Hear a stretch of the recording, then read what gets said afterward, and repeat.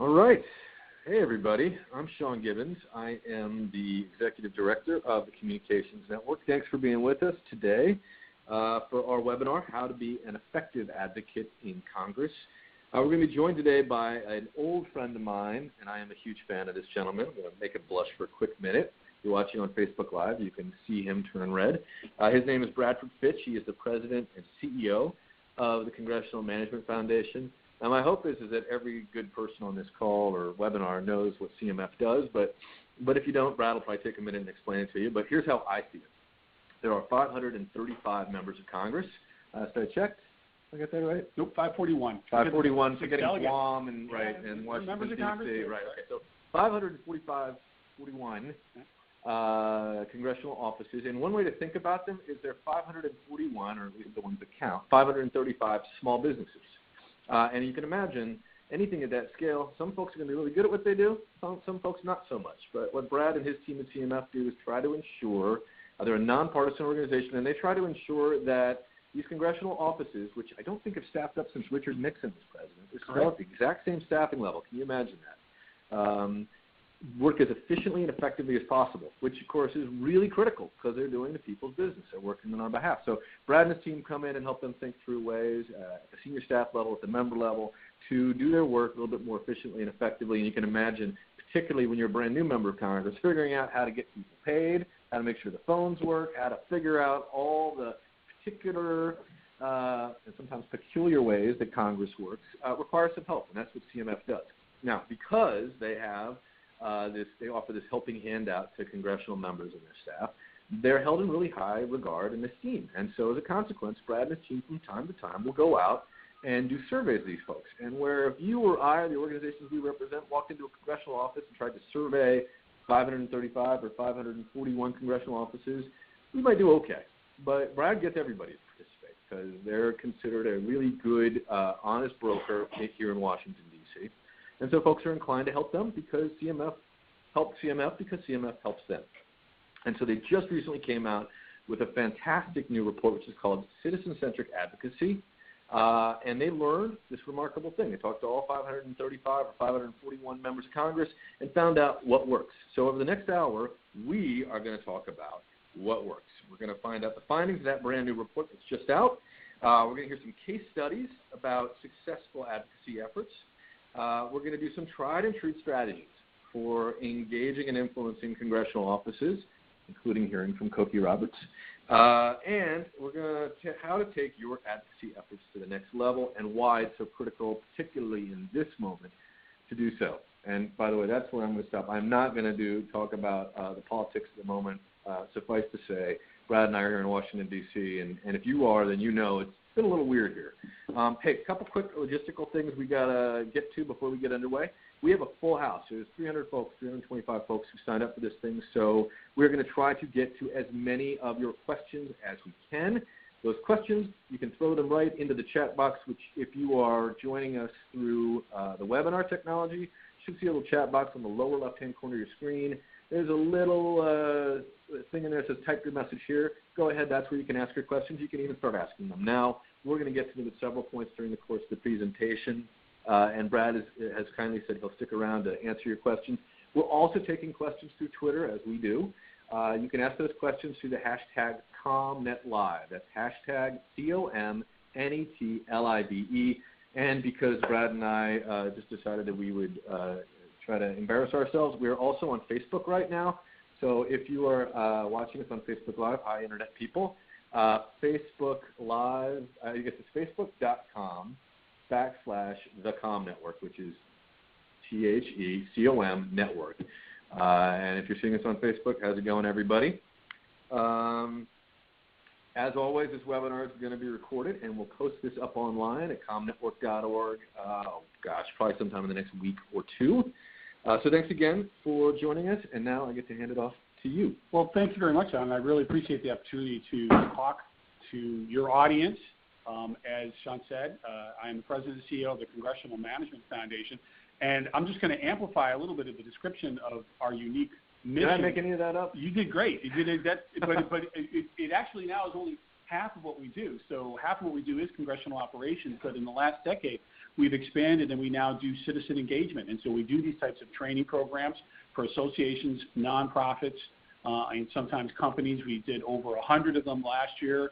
Over 37,000 Americans have participated in one of our programs just in the last 3 years alone. So this is now part of our training as we try to help Congress be more effective. We try to make citizens be more effective, and it's a win-win for everybody. And if we do our job right, better laws are made. So that's basically our mission, but you guys didn't want to hear this. You want to get into the program, into this unique research that we're going to share with you today through this webinar. So what we're going to do here is first talk about the data and the resources that went into this particular report that we released today and which we're summarizing here right now. We'll talk about the findings, and then we look at it from your perspective. If we were a professional advocate or a grassroots organizer or a communicator that had some responsibility in the government relations grassroots field, what would the lessons to the advocacy community be? So we recognize that as you do your job, that this is a tough job, that in trying to get people engaged and to get them to participate in the process, sometimes it's a little frustrating. And we do see that there are challenges to that. And one of the best ways to illustrate these challenges comes from a survey that the Congressional Management Foundation found, not ours, from the Rasmussen Company. They did a national survey of Americans, and they asked this question: does your representative in Congress care what you think? Does your representative in Congress care what you think? And only 11% would say Congress cares what their constituents think. That means 9 out of 10 people think that Congress isn't listening to them or doubts that they're listening to them. Well, why is that? Well, I blame House of Cards, but then again, I blame Hollywood for everything. You see a world where you have so much of people's impressions are designed and influenced by Hollywood or by the mainstream media or by what they see on the front page of the Washington Post. And the reality is that you're not seeing the complete picture. You're not seeing all of Congress. I'll say a very bold statement. Congress isn't covered by the media. The congressional leadership is covered by the media, but you don't get to see the full picture. So, for example, in any given year, maybe only 10% of the people are on a Sunday talk show, meaning the members of Congress. In fact, the Pew Research Center did a survey of media getting covered in Washington, D.C., and who they cover, and they found in 21 states there actually isn't a person covering the delegation, and not a media person covering the delegation. So that's a challenge, obviously, for you not getting a complete picture of what goes on in Washington, D.C., because when you actually look at the complete picture, if you look at who Congress cares about, you get a different picture. So we'll show you right now, this is a survey that the Congressional Management Foundation did of actual members of Congress. And we asked them, members of the House of Representatives, to please rank the most important aspects of your job. And what we found is 95% of members of Congress said staying in touch with constituents. So you're seeing here a significant breakdown between perception and reality. And in fact, what you're going to see in this survey and in the body of surveys we're presenting here today is that Congress cares a great deal about what people think. So let's jump into it. First, talk about the resources that went into this survey and this report. This is the most comprehensive and authoritative research ever published on citizen engagement in America. Literally 9 surveys were taken of congressional staff comprised of nearly 1,200 staffers. These are senior policy people, chiefs of staff, legislative directors, legislative assistants.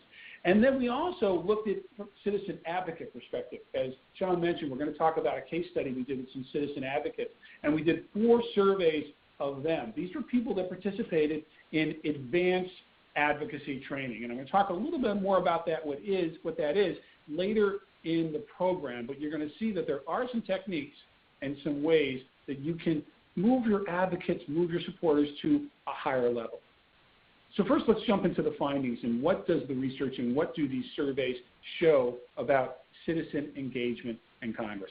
Well, the first finding we have is this: direct constituent interactions have more influence on lawmakers' decisions than other advocacy strategies. And the reason we know this is one of the questions that we asked in 2005, 2010, and 2015 was this question right here.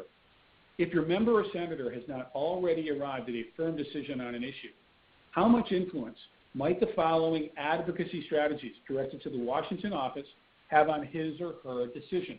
Now remember, we're talking to congressional staffers, senior staffers. A plurality are chiefs of staff. So they have a very firm understanding of how members of Congress, their bosses, make decisions. And here's how they answered this question when they were asked to quantify what has a lot of influence, some influence, or no influence at all. At the bottom of the list, what we see are petitions and postcards. These are the least influential strategies that you can use to engage lawmakers. Now, why do they come out so low? Well, in some cases, petitions, there may be a little doubt on whether the petition is for real, but primarily is a lot of these, they have to key the data in. If you send in postcards, someone's got to type that into a computer, and it's just a pain in the neck. So that's one of the reasons they come out low. Coming out next are form emails, group social media platforms, your office's social media platform, and form postal letters. Now let me pause for a second and talk about social media. Don't draw a lot of conclusions just from where they place in this chart, because social media influence on Congress is a much more subtle platform and a much more subtle influence factor. If you want to know more about it, we did a complete report based on a complete survey we did of communications directors and legislative directors. It's called #SocialCongress 2015. It's another one of our free public reports. We put it out about 16 months ago, so it's still pretty fresh data. Go find that at our website at congressfoundation.org, and you'll learn a lot more about how social media can be used to influence legislative outcomes. Now we see a big jump as we go up this influence scale. Letters to the editor, phone calls, lobbyist visits, telephone town hall meetings, editorials. You're seeing these in the 80%. Any organization that wants to influence legislative outcomes and build relationships with lawmakers should start to use a variety of different tactics and strategies. And this just shows you some of the other things that you can do as a grassroots organizer to get people involved. Now, moving up a little higher up the scale, 92% of congressional staff said individualized email messages would have some or a lot of influence, followed by individual postal letters. Take a look at the bottom a little farther down on where form messages come in. What this tells us is that the vehicle doesn't matter. What matters is the content.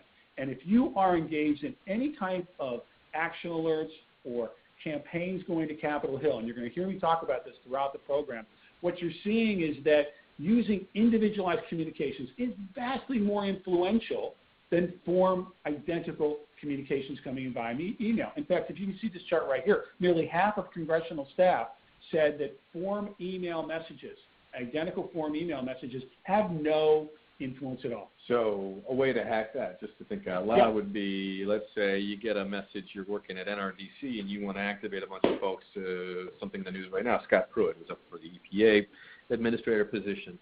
You might offer people a form on your website that would automatically direct that message to relevant congressional offices or to all congressional offices. Your recommendation would be take the language, rip it out, put it in your own email client, send it off. So it's better coming from your Gmail than from NRDC, as a for instance. You can come from NRDC, but you want the top of that message to be personalized. You know, if they're talking about the impact it's having, we have X number of members of this nonprofit in your district or state. If this bill is passed, we're not going to have clean water, and that's going to affect Y number of people. They want to see it localized in some ways. The other thing you want to do is some groups want their message and their talking points up top. That is a huge mistake. I was just on a website last night. Repeat that. Well, I saw that last night. I was on a website. I'm not going to call them out because they might be on the call here today. And the top two paragraphs were their text, and then they encourage personalization. And the bad news is congressional staff don't read the third paragraph. They're going to look at the top paragraph. They're not even going to know it's personalized. So you want to put that right at the top of the message. And I'll give you just an example. We had a legislative correspondent on one of our webinars, and we were doing for one of our partners as part of their training program. And she gave this anecdote about they got a bunch of individualized messages. They had some stock language at the bottom, but at the top they said, I'm a small businessman and I want you to co-sponsor this bill. And I said, did some people, not personalize it, and they had insert personalized message here at the top? And she laughed. She said, yeah, a few of them did that. Said, but we co-sponsored the bill. And I said, why? I said, because we had 60 constituents asking us to. And then I asked her, I said, did you get other campaigns that were identical form communications asking you to co-sponsor legislation? And she said, oh, sure. I said, did you co-sponsor legislation? And she said, exact quote, I don't remember. So if you want to be memorable, you got to get your members to individualize it. You got to encourage them to individualize it because that's what's going to make a difference. Going into the last couple sections here, we want to bring to your attention what's at the top of the influence chart is in-person visits from constituents and contacts from a constituents representative. We defined a constituents representative in the survey as a representative from a nonprofit, company, or association in the district or state. I'm betting that everybody on this call falls into that category, or your grass tops people fall into that category where you're right at the top of this chart. Now, it wasn't just this survey that we did, and this one was taken in late 2015. As I said, we asked the same question of senior congressional staff 3 different times in the last decade, and the number one answer consistently was in-person visits from constituents. But it wasn't just this question, and it wasn't just this survey. We did a survey of legislative directors and communications directors on social media, and we asked them if their member of Congress hasn't arrived at a firm decision on an issue. How much influence might these strategies have if posted on a social media platform? The number one answer coming in at 77% would have some or a lot of influence was multiple contacts from constituents affiliated with a group. So if they took the time on the Facebook post to say, I'm with the American Medical Association, I'm with the Alzheimer's Association, and they got multiple comments, that is going to move the needle on social media. We even saw it when we surveyed House district directors, and we asked them, where do you get new ideas for legislation and issues? The number one answer at 95% was in-person meetings with constituents.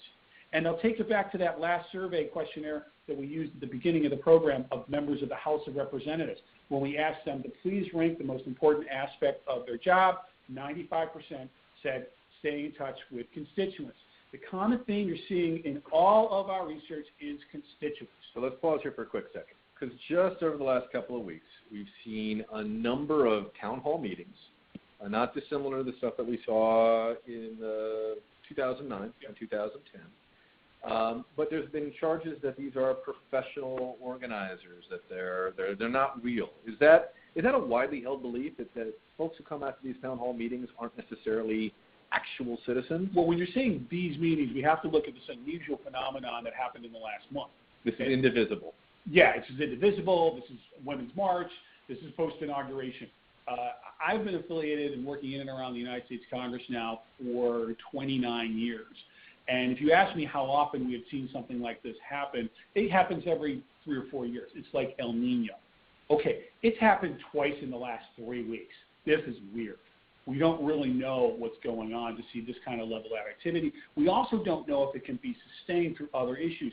Our research shows is that the issue does matter in bringing people out. The DeVos nomination captured a lot of different people's interests, including my sister, who is a former retired teacher in Fort Collins, Colorado, and boy, she got out there and protested. And she was calling me up every other day asking, what do I do and how do I be more influential? And, I said, I'm a nonprofit, nonpartisan, I can't take a decision. But if I was, I gave her advice. So we don't know whether this is going to go to other nominations. More importantly, we don't know what's But we know over time this works. Show up. Yeah. Show up. Absolutely. Right? Absolutely. And here, if you don't believe me, I'm going to bring on an expert in this field, and that's Cokie Roberts. Everybody knows. Babysitter. Yep. So I'm just telling you that this is the woman who was actually his babysitter when he was much, much younger. It's a long story. I'll tell you offline if you're interested. And so I was listening to the radio last month as I was preparing this research, and Cokie Roberts on NPR has a new segment. And what you may not know about Cokie Roberts, in addition to being one of the greatest journalism of the modern era, is both her parents were members of Congress. Mm-hmm. Her father was Hal Boggs from Louisiana, served for 25 years from that state until he was killed tragically in a plane wreck. And then his wife, Lindy Boggs, took over for another 18 years. And she's got this new, amazing, wonderful segment on NPR called Ask Cokie. And I'm driving in the other week, about a month ago, and this was the question she got for Ask Cokie. Well, I love this one that we're going to talk about because we should say both of your parents were members of Congress. And Catherine Bulletin, she wrote this question. What weight do politicians give to phone calls and letters? What's the most effective way to influence our Congress?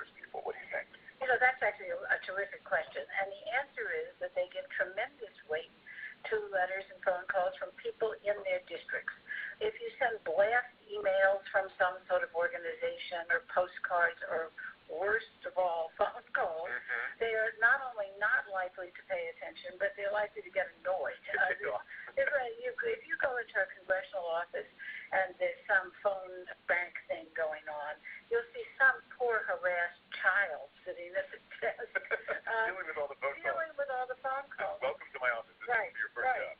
But if it's somebody who is from the district, and particularly if it's someone who's active in the community in the district, members of Congress pay a tremendous amount of attention to those people.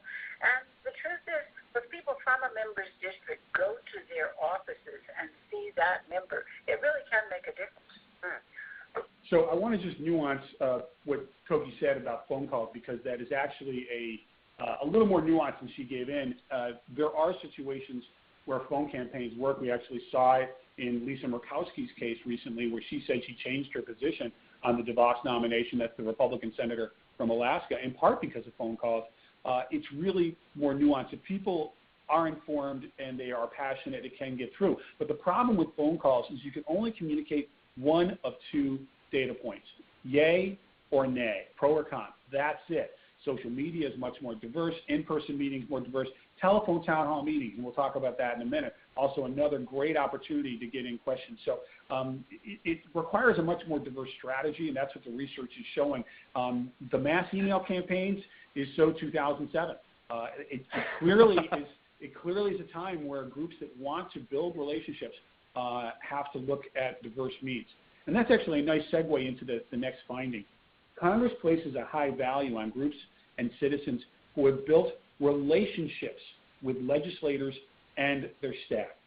And we derive that finding from a number of survey questions we asked. One of them was this one right here. In your opinion, how important is each for understanding constituent views and opinions? And what we see here at the bottom is telephone town hall meetings, followed by in-person town hall meetings, followed by district and state office hours, personalized message, meetings with the member or the senator, attending events in the district or state, communications from representatives in the district and state-based groups, and meetings with staff and constituents. What you're seeing here is a diverse way to build relationships with members of Congress, meeting with them regularly, ensuring that they frankly trust you, because trust is going to be built over time. If I had to say one thing I'm seeing right now that the left of center groups are doing wrong is they're not looking at the long game. Is they're looking at these one-time things, whether it's the DeVos nomination, and they're not looking at relationship building. And instead, they're looking at, frankly, yelling. And yelling, I pay your salary, isn't exactly out of Dale Carnegie's How to Win Friends and Influence People. And in fact, it hurts the cause. Members of Congress are less likely to talk to people if they're ranting it. Look at what members are doing. They're cutting back on their town hall meetings because people are calling, disrupting them. I was talking to a patient advocacy leader just yesterday, and he had some of his people going to a Congress at Your Corner, and they couldn't get their question in because the meeting was disrupted by protesters. And, yeah, that's one way of showing your opinion, but it's not a way to win the debate. And that's what the point is, that if you want to win, relationship building is what matters. Another question we asked that led us to this finding is this one right here.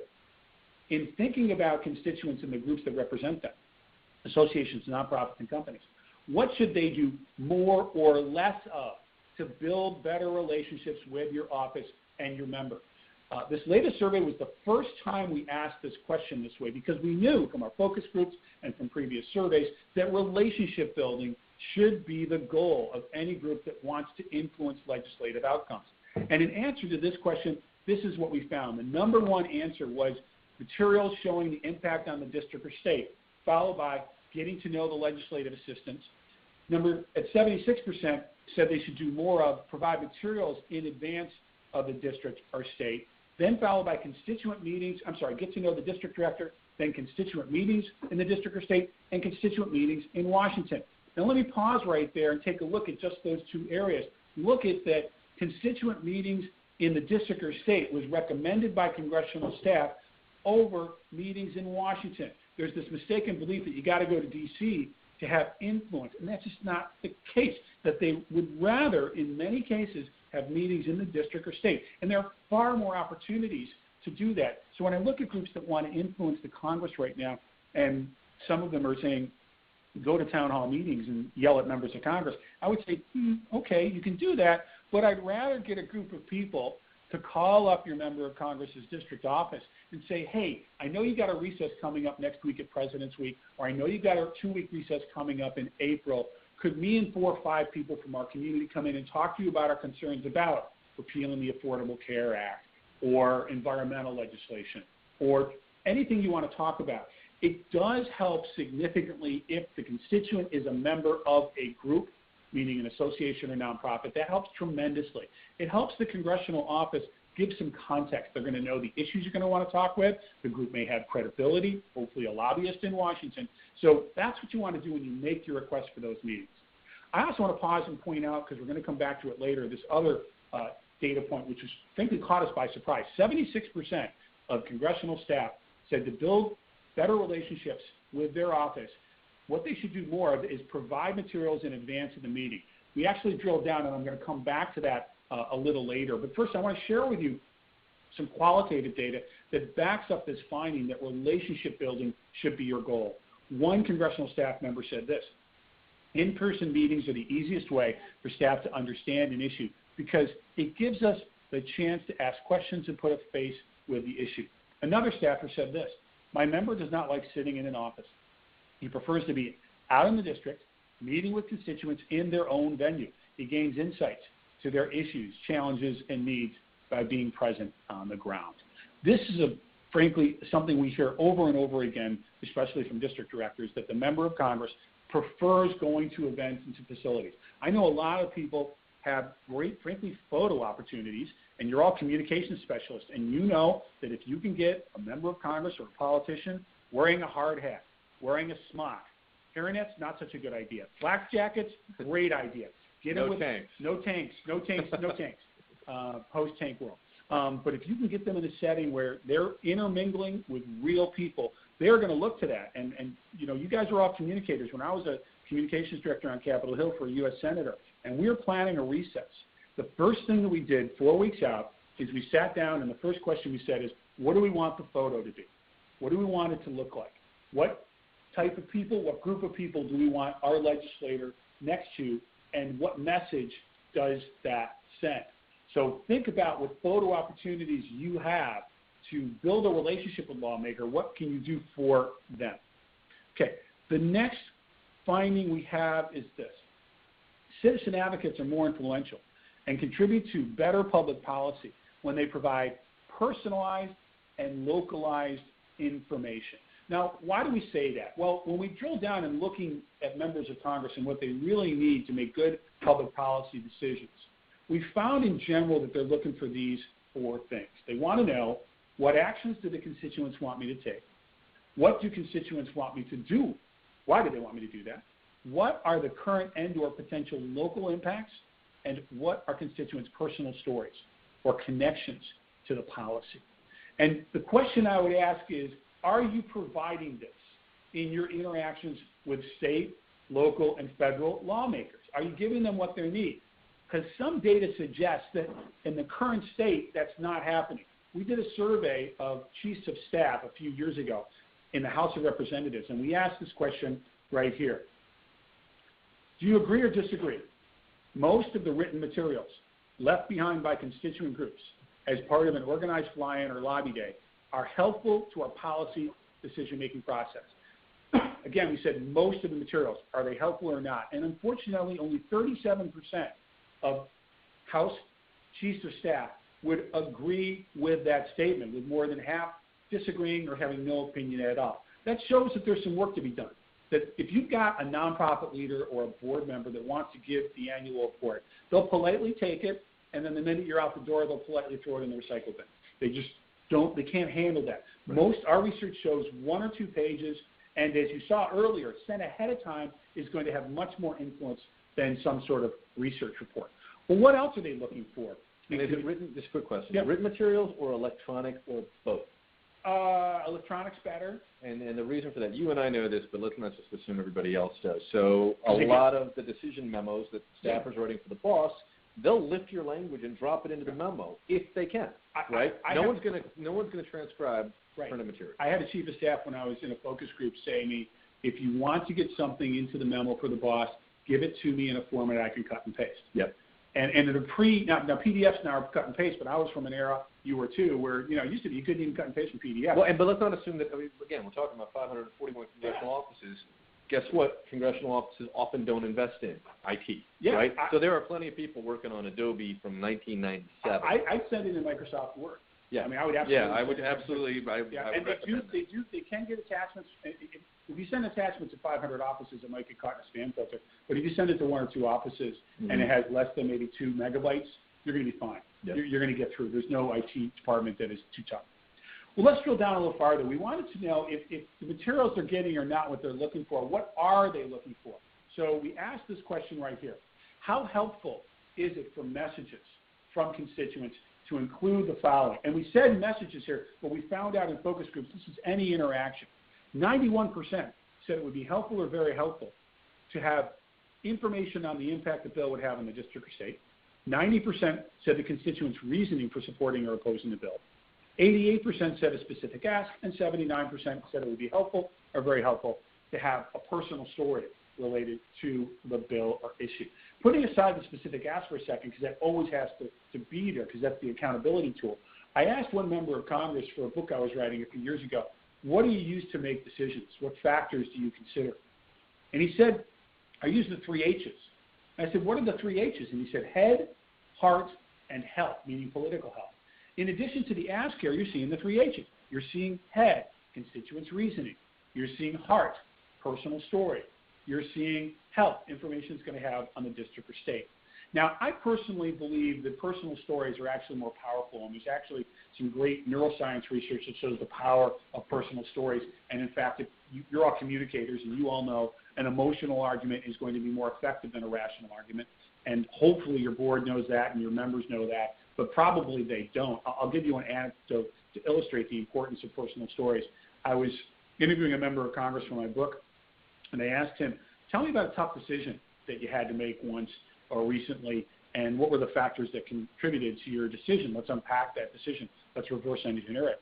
And he said, oh, yeah, I remember that about a year ago I was really wrestling with what to do with whether or not to oppose or support a bill on federal funding for stem cell research, rather controversial issue.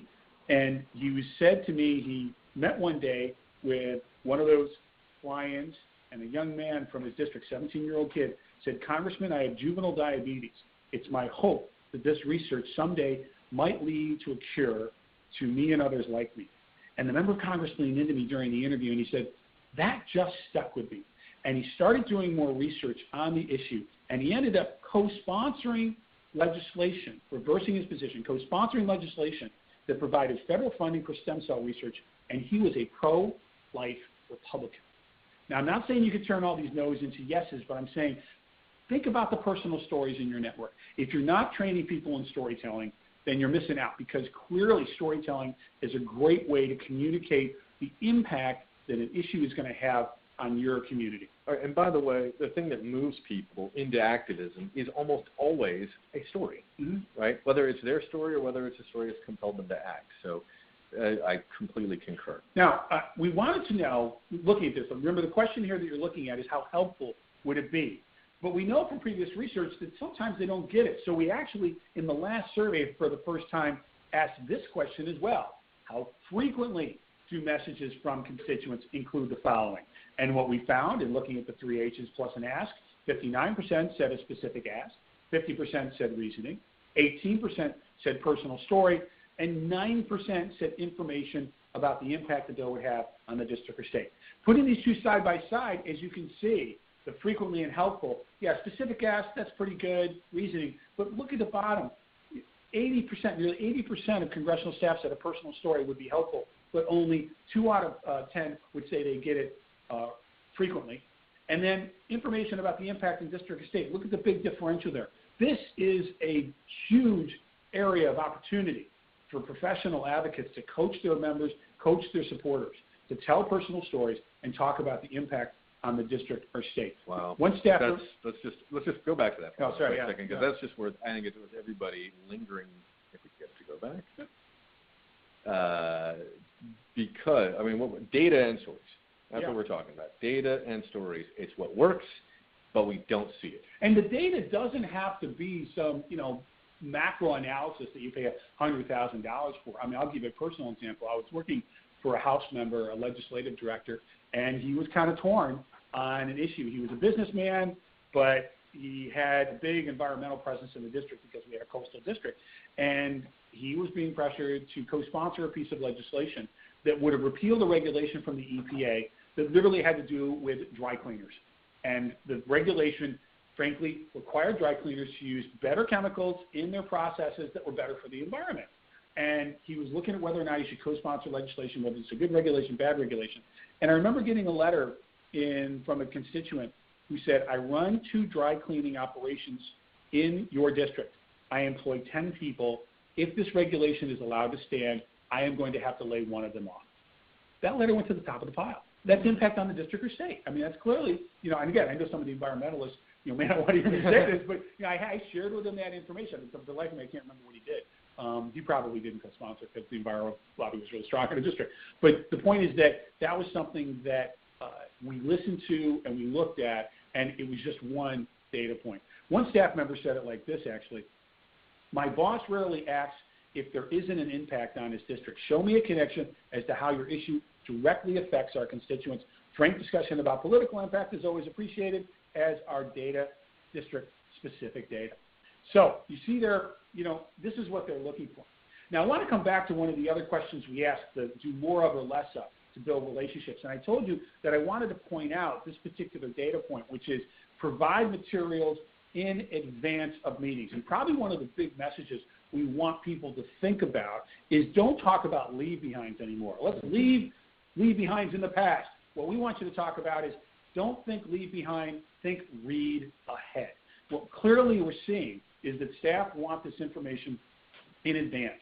And we actually, because we've seen this in previous surveys, in the last survey, we actually asked this question right here. Some groups provide information to congressional staff prior to their meetings. How helpful are each of these elements when provided by groups or constituents before the meeting? The number one answer, of course, is specific action. The number 2 answer, impact on the district or state. Coming in at 73%, all being very helpful, local groups affected by it. And then seeing description of the issue, bill number, and proposed alternatives. This is the legislative assistant saying, help me do my job, help me research this and know what the broader issues are.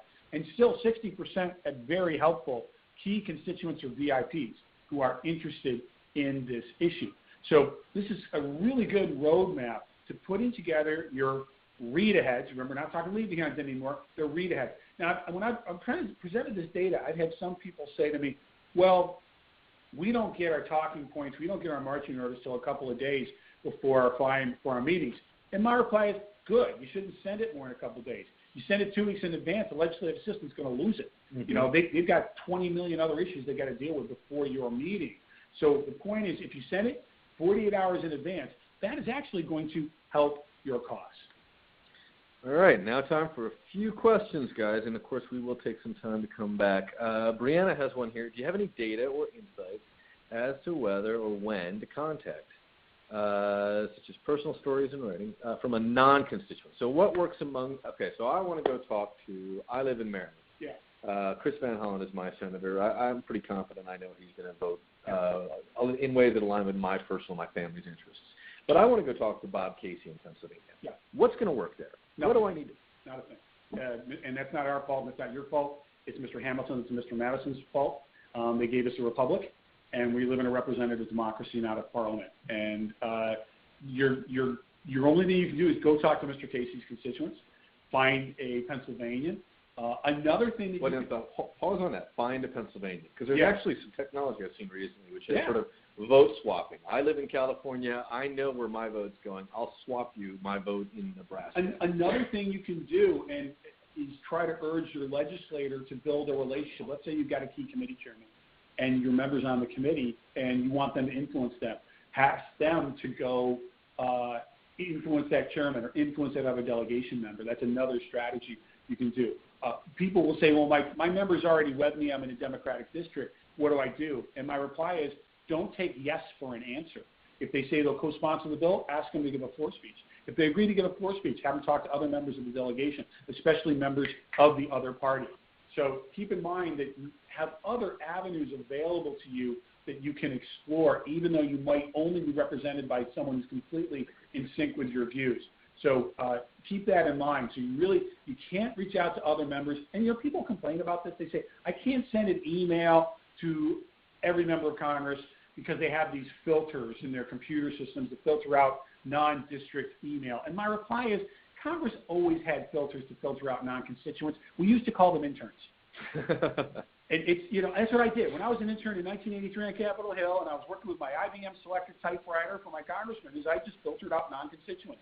That's just the way it is. In fact, the rules governing how they spend their money restrict them. They can't spend money talking to non-constituents. It's literally against the rules.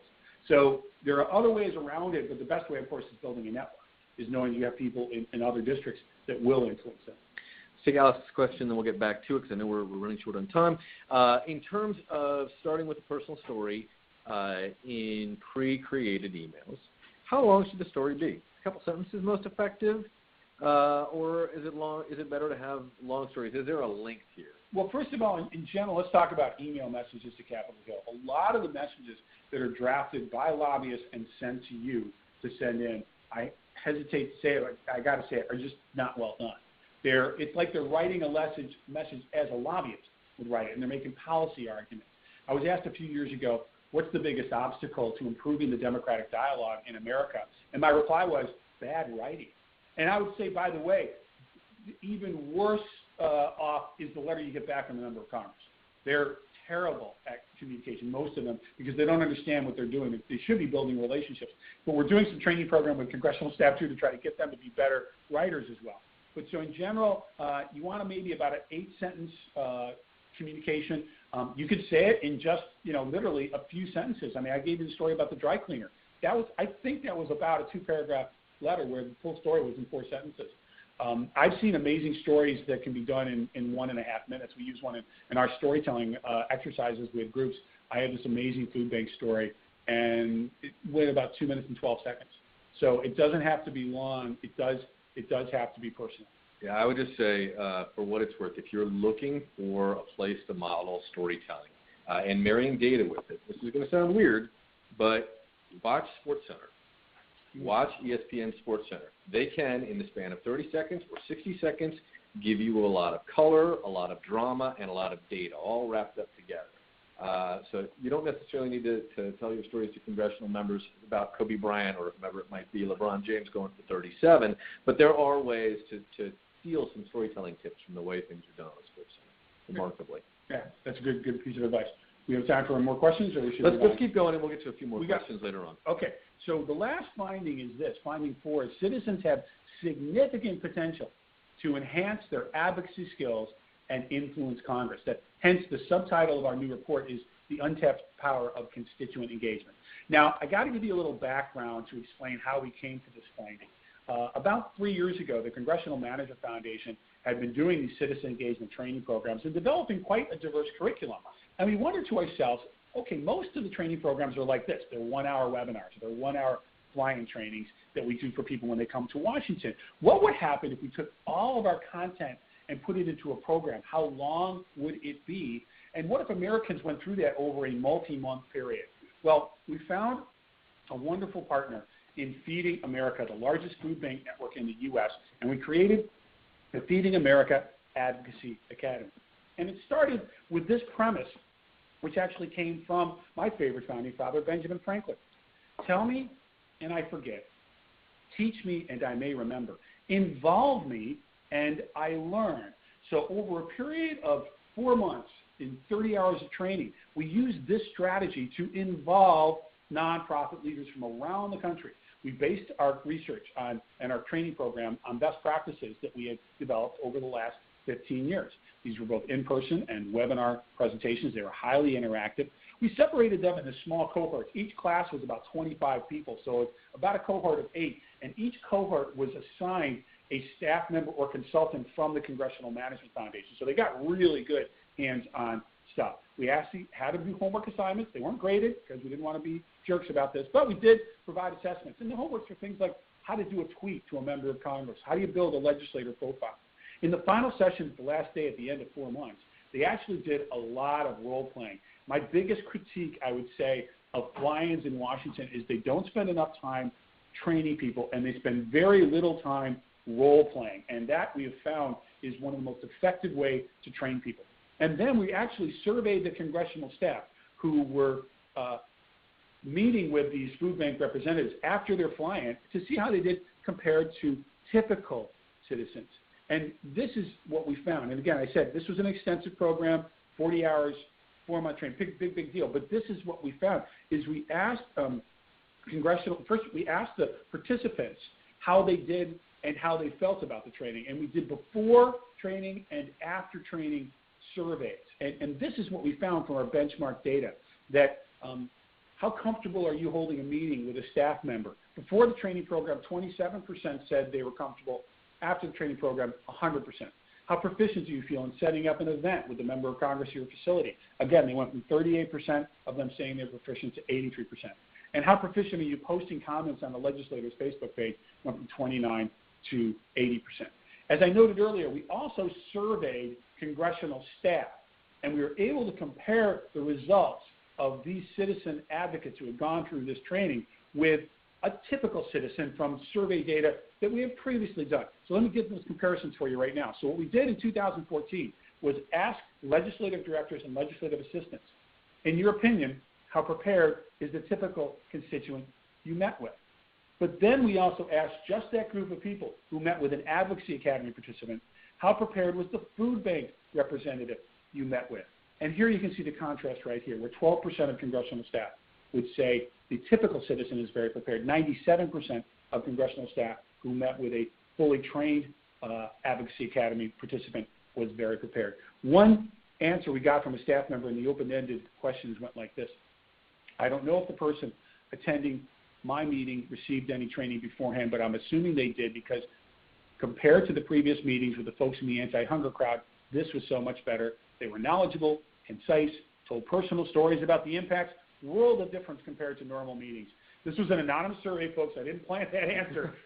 We leapt out of our chairs. We actually got a lot of people saying the same types of things. And that's our point, is there is this untapped power of constituent engagement. And it doesn't have to be 40 hours. I mean, it can just be 1 extra hour of training. It could be just 1 extra webinar.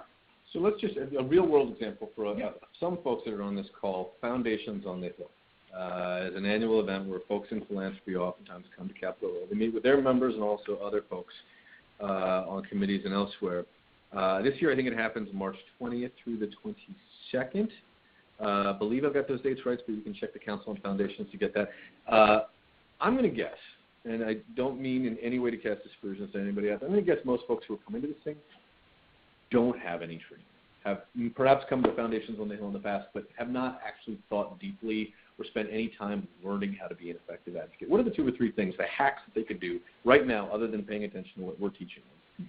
Well, the good news is a few years ago we did training for the Council on Foundations, so some of them did get training from the source itself, from the Congressional Management Foundation.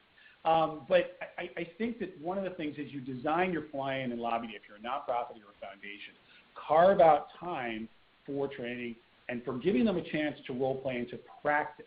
I actually looked into the research on how human beings learn. And you know that you retain only 5% of your content from lectures, which is really sad, which means that everybody listening to my voice is going to forget 95% of what I said after this program, which kind of stinks.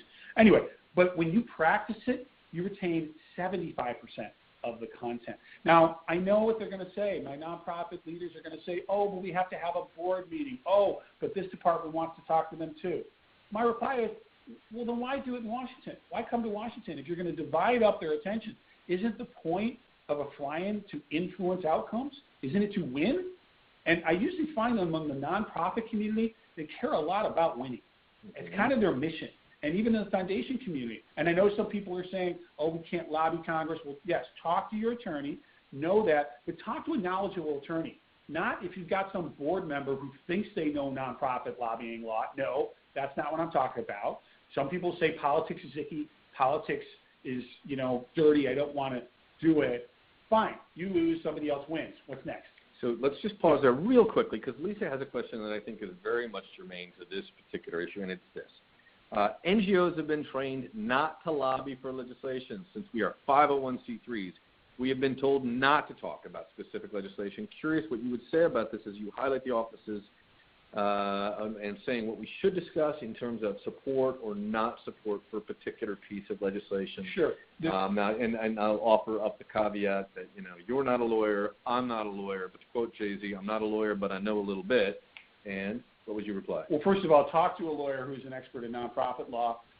You are permitted to spend some percentage. I think it's 20% of your time and effort, and you have documented that's under 20%.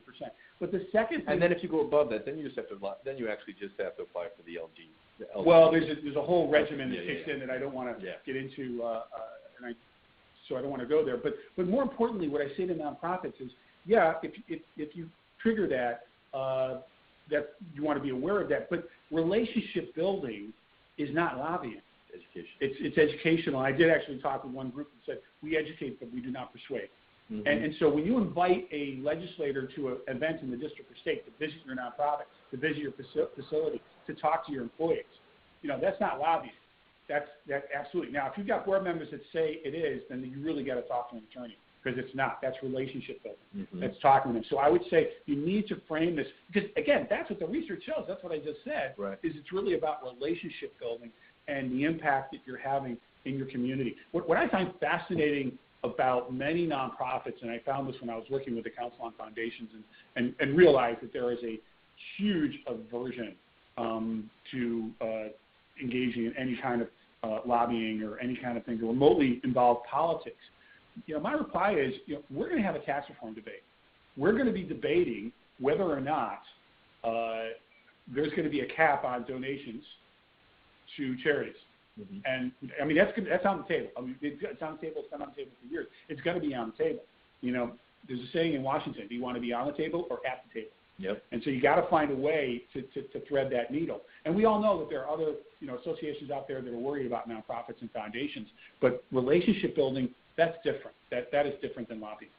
Let me wrap up because we want to leave some time for questions. I did say that I was going to try to look at this through the prism of what I would do if I was on the other side of the microphone right now. And I would say first, lesson number one, organizations should embrace a citizen-centric advocacy model. I go back to this chart here. We look at all these activities that involve constituents, such as telephone town hall meetings, letters to the editor, contacts from a representative. One chief of staff said it like this: good social media strategies are no different than any other campaign. A better informed constituent can have more of a voice than just a mass messaging of vague opinions. It is really time to move beyond that email campaign strategy and make it a citizen-centric strategy. Lesson number two, organizations should embrace relationship building as a metric for success to augment other measures. Some people say that the only measurement they have is looking at how many form messages are sent. And they do make a difference in some cases. One chief of staff said this: if we get hundreds of emails in support of legislation, it lets us know that hundreds of constituents care about the issue and take the time to read and respond to communications from groups working on that issue.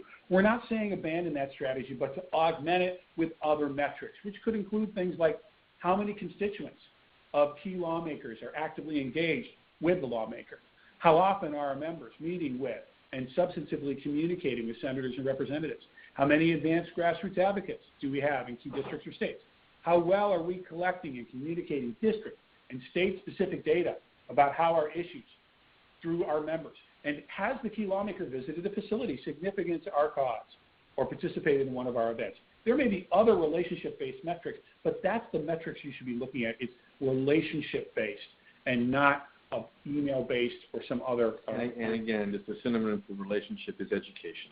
Yeah. Right. Okay.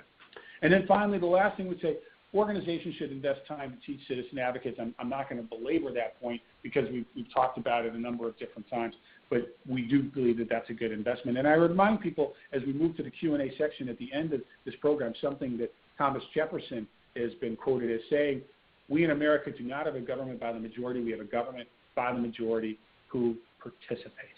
So with that, we're going to go back to take a few more questions. All right. And let's see here. What do we got? Sorry, guys. I'm scrolling down. If you can see me on Facebook, I'm getting to them. Let's see. Is there an average number of constituents that a member needs to hear from before their opinion is influenced? Is there a magic number? I need to hear from 5 people before I'm going to start thinking about doing something. You know, I get that question a lot. When it comes to email messages, there isn't. It depends. If you're trying to influence John McCain, the senator from Arizona and the chairman of the Armed Services Committee, and have him change his opinion on defense policy in the U.S., good luck with that. He's got some pretty strong opinions. If, however, you're trying to influence him on whether optometrists instead of ophthalmologists should be allowed to perform certain procedures at VA hospitals, it might be 4. It really does depend on the issue, and we've seen this time and time again. However, let me answer a caveat here, and I would encourage people again to go to our Social Congress survey and data, is on social media, when we asked that question, they didn't say it depends. We asked them how many messages would it take to influence or get the attention of a lawmaker, and 80% of congressional staff said less than 30. Yeah, less than 30 messages on social media. Now, we also asked them how long after a social media post is made will you look at it, and you basically got about 12 to 24 hours. Right. So you can do it quickly. You can have influence, but you got to move quickly. Let's talk about fake news for a quick minute, because we talked about citizen-centric engagement, but of course we know, notwithstanding the fact that there are plenty of folks out there deriding the media, and that's been happening for generations now, members of Congress, when you walk into their offices, oftentimes have a stack of newspapers, the actual print editions, and CNN or any number of different cable channels on. Okay. We know these folks consume a lot of media. Is that a good strategy for organizations that are trying to influence Congress, local paper, national media? Oh, absolutely. If you have that opportunity to get local media, I think we talked about letter to the editor. When we counsel people to write letters to the editor, always mention the legislator's name in the letter to the editor. It'll get captured in the... It'll get captured in the clips, and the member will see it. I mean, I was a communications director for a U.S. senator, and I could put a stack of clips on a Monday morning and say in the largest paper that the man walked on water. If there was one letter to the editor that said we didn't fix a pothole in Nowheresville someplace, that was what I got back. Yeah. It's like, fix this, and I never knew if he meant the article or the pothole. But the point is that, yeah, they will read that, and they do frankly consider letters to the editor more influential even than editorials. And that's interesting. That's interesting. More important than editorials or letters to the editor. What does memorable material look like? This is the send ahead, the read ahead, or maybe sometimes the leave behind. What does memorable material look like? Is it snazzy? Has it got lots of graphics? Is it one of those little digital things you can put in your computer and download the report? Well, I think that you saw it. Does it come with a puppy? Yeah, it does come with. I mean, the big 3, as we say in communications, is always good. Seniors, kids, and dogs. That's great. I think veterans are now being added to that, first responders. But yeah, those are the types of change agents, of testimonials you're looking for. I think that visuals are important. I am stunned that more people do not walk to Capitol Hill with an iPad or an iPhone where they've taken a video from someone in the district. And instead they bring a piece of paper, which is a wonderful piece of 14th century technology. But call me crazy, I think these iPhone things are going to catch on.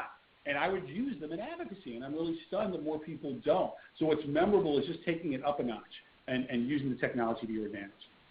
All right. I think we have time for maybe one more question, and because we are, of course, just at the hour mark. Let's see what we got here. We've already gotten to that one. All right. If there's, I'm going to take the privilege for the last one. Okay.